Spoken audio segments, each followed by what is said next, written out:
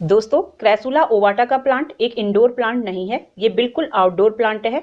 इसे 2 से 3 घंटे की सनलाइट की जरूरत होती है, लेकिन जिस टाइम पे बहुत ज़्यादा गर्मी रहती है, मई और जून के महीने में आप इसे इनडायरेक्ट सनलाइट पे रख सकते हैं या फिर ऐसी जगह पे किसी बड़े प्लांट के नीचे रख सकते हैं जहाँ पे इसमें छन के धूप पड़े, वो भी सुबह और शाम की। ये प्लांट दोस्तों ज्यादातर मरता है ओवर वाटरिंग के कारण, इसलिए जब भी आप इसमें पानी डालें उससे पहले उंगली को आप मिट्टी में इस तरीके से दबा के देख लें कि कहीं इसमें मिट्टी अंदर से गीली तो नहीं है। जब आपको लगे मिट्टी अंदर तक बिल्कुल सूखी है तभी आप इसमें पानी डालें। और दोस्तों, इस प्लांट को हो सके तो आप मिट्टी के गमले में लगाएं, उसमें इसकी ग्रोथ अच्छी होती है।